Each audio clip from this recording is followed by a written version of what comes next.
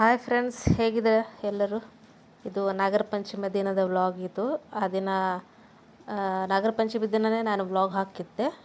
ಇದು ಆಮೇಲೆ ಶೂಟ್ ಮಾಡಿದ್ದು, ಹಾಗಾಗಿ ಇವತ್ತೇ ವ್ಲಾಗಲ್ಲಿ ಆ್ಯಡ್ ಮಾಡ್ತಾ ಇದ್ದೀನಿ. ನಾವು ಸಂಜೆ ಪೂಜೆಗೆ ಹೋಗಿದ್ದು ದೇವಸ್ಥಾನದಲ್ಲಿ, ಸ್ವಲ್ಪ ಶೂಟ್ ಮಾಡ್ಕೊಂಡು ಅಲ್ಲಿಂದ ಬಂದಿದ್ದೀವಿ. ನಮ್ಮ ಕಡೆ ಏನಂದರೆ ಮನೆಯಲ್ಲೇ ಹಿಟ್ಟಲ್ಲಿ ನಾಗರ ಮಾಡಿ ಪೂಜೆ ಮಾಡ್ತಾರೆ. ಇಲ್ಲೆಲ್ಲ ಹಾಗಲ್ಲ. ಇಲ್ಲಿ ಮೂರ್ತಿ ಎಲ್ಲ ಸಿಗುತ್ತೆ, ಗಣಪತಿ ಮೂರ್ತಿ ಎಲ್ಲ ಮಾಡ್ತಾರಲ್ವ, ಅದೇ ರೀತಿ ಮೂರ್ತಿಯಲ್ಲಿ ಪೂಜೆ ಮಾಡ್ತಾರೆ ಇಲ್ಲಿ. ಮತ್ತು ಇಲ್ಲೆಲ್ಲ ಈ ರೀತಿ ಏನು ಲಡ್ಡು ಎಲ್ಲ ತಂದು ಪೂಜೆ ಮಾಡ್ತಾರೆ ದೇವರಿಗೆ. ನಮ್ಮ ಕಡೆ ಹಾಗಲ್ಲ, ಸ್ವಲ್ಪ ಉಪವಾಸ. ನಾವು ಏನು ಪಾತೊಳೆ ತೋರಿಸಿದ್ನಲ್ಲ ಆ ದಿನ, ಅದನ್ನೇ ಇಟ್ಟು ಪೂಜೆ ಮಾಡ್ತಾರೆ ನೈವೇದ್ಯಕ್ಕೆ. ತುಂಬ ಖುಷಿ ಆಯಿತು ಹೋಗಿ ಬಂದಿದ್ದಕ್ಕೆ. ಸುಮಾರಷ್ಟು ಮೂರ್ತಿಗಳಿವೆ ಇಲ್ಲಿ ನೋಡಿ. ಗಣಪತಿ ಹಬ್ಬಕ್ಕೆ ಮಾಡ್ತಾರಲ್ಲ, ಸೇಮ್ ಅದೇ ರೀತಿ ತಂದು ಇಟ್ಟಿದ್ದಾರೆ ಇಲ್ಲಿ. ಇಲ್ಲಿ ಪಕ್ಕದ ಎಲ್ಲ ಏರಿಯಾದವ್ರು ಎಲ್ಲರೂ ಬರ್ತಾರೆ ಇಲ್ಲಿ. ಹಾಗಾಗಿ ಇದು ನೆಕ್ಸ್ಟ್ ಡೇ. ಇದು ನಾನು 2-3 ದಿನ ವ್ಲಾಗೇ ಶೂಟ್ ಮಾಡಿಲ್ಲ. ಮೊದಲೇ ಹಾಕಿದ್ದೀನಿ ನಾನು, ಆಮೇಲೆ ಶೂಟ್ ಮಾಡ್ತಾಯಿದ್ದೀನಿ. ಖಾರದ ಪುಡಿ 1-2 ಸ್ಪೂನು, ಆಮೇಲೆ 1 ಸ್ಪೂನ್ ಉಪ್ಪು, 1 ಸ್ಪೂನಲ್ಲ 1/4 ಸ್ಪೂನ್, ಆಮೇಲೆ ಜುಮ್ಮನ್ಕಾಯಿ ನಮ್ಮ ಕಡೆ ಸಿಗುತ್ತಲ್ವ ಅದು. ಇನ್ನೊಂದು ಸ್ಪೆಷಲ್ ಇಂಗ್ರೀಡಿಯೆಂಟ್ಸ್ ಇದೆ ನೋಡಿ, ತೋರಿಸ್ತೀನಿ ನಿಮಗೆ. ಇದೇನಿದು ನೋಡಿ, ಅರಿಶಿನ ಎಲೆ. ಇದನ್ನು ಈ ರೀತಿ ಸುರುಳಿ ಮಾಡಿ, ಈ ರೀತಿ ಗಂಟು ಕಟ್ಟಿ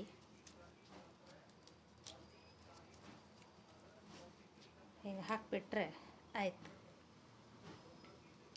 ಮೀನಿಗೆ ಒಳ್ಳೆ ಘಮ ಬರುತ್ತೆ, ಸೂಪರಾಗುತ್ತೆ. ಮತ್ತು ಟೇಸ್ಟ್ ಮಾತ್ರ ನಮ್ಮ ಕಡೆ ಭಾಳ ಮಾಡ್ತಾರೆ ಇದು.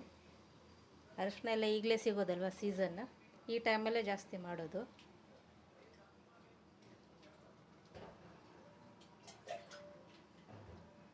ಸ್ವಲ್ಪ ನೀರು ಹಾಕ್ಕೋತೇನೆ, ಸ್ವಲ್ಪ. ಮೀನಿಗೆ ಆಲ್ರೆಡಿ ನಾನು ಮಸಾಲ ಹಚ್ಚಿಟ್ಟಿದ್ದೀನಿ.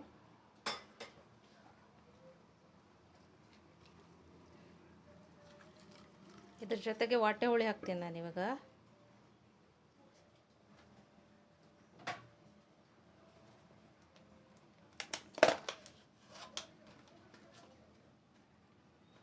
ಬೆಳ್ಳುಳ್ಳಿ ಬೇಕಿದ್ರೆ ಹಾಕ್ಕೊಳ್ಳಿ ನೀವು. ಇದು ಆ್ಯಕ್ಚುಲಿ ತುಂಬ ಹುಳಿ ಇದೆ, ಸಾಕಿಷ್ಟು.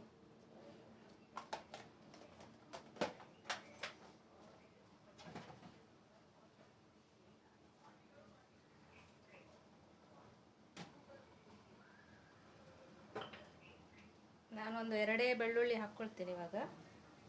ಜಜ್ಜಿ ಹಾರಿ ಹೋಯ್ತು ನೋಡಿ, ಸಾಕು. ಯಾಕಂದರೆ ದೊಡ್ಡದಿದೆ ಅಲ್ವಾ, ಹಾಕಿ.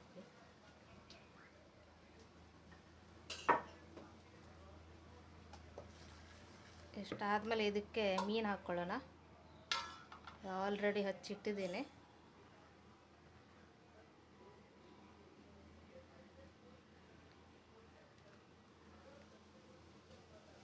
ಇದನ್ನು ನಾನು ಒಬ್ಬಳೆ ತಿನ್ನೋದು, ಹಾಗಾಗಿ ಡೈರೆಕ್ಟಾಗಿ ಹೀಗೆ ಹಾಕ್ಕೊಳ್ತಾ ಇದ್ದೇನೆ.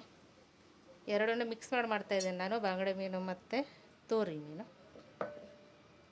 ಬಾಯಿಗೆ ತರಲೆ, ನೀವು ಯಾವ್ಯಾವ ಭಾಷೆಯಲ್ಲಿ ಏನೇನು ಕರಿತೀರಾ ನೋಡಿ. ಸಾಕಿಷ್ಟು ಮೀನು. ಈಗ ಇದನ್ನು ಕುದಿಸೋದಕ್ಕೆ ಇಟ್ಟುಬಿಡೋಣ.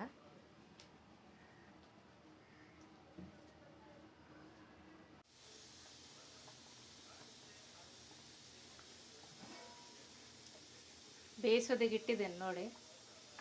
ಚೆನ್ನಾಗಿ ಕುದಿ ಬರಬೇಕು ಇದಕ್ಕೆ. ಕುದಿ ಬಂದಮೇಲೆ ನೋಡುವ.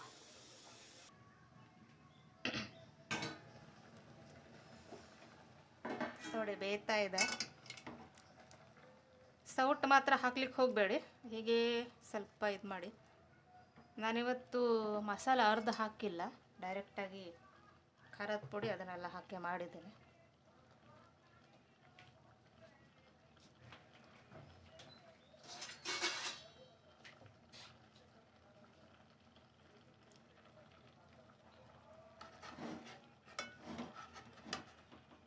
ಸ್ವಲ್ಪ ಈ ರೀತಿ ಮಾಡಿಕೊಂಡ್ರೆ ಸಾಕು, ಜಾಸ್ತಿ ಏನು ಇದು ಮಾಡೋದಕ್ಕೆ ಹೋಗಬೇಡಿ, ಗೊತ್ತಾಯ್ತಾ?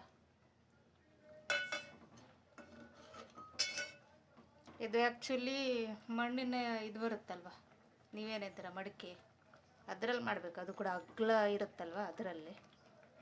ನಮ್ಮ ಮನೇಲಿ ಇಲ್ಲ ಸದ್ಯಕ್ಕೆ, ಇದರಲ್ಲೇ ಮಾಡ್ತಾಯಿದ್ದೀನಿ ನಾನು.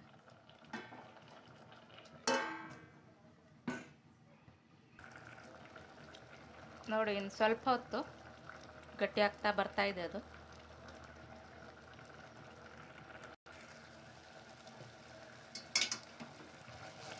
ನೋಡಿ ರೆಡಿ ಆಗಿದೆ.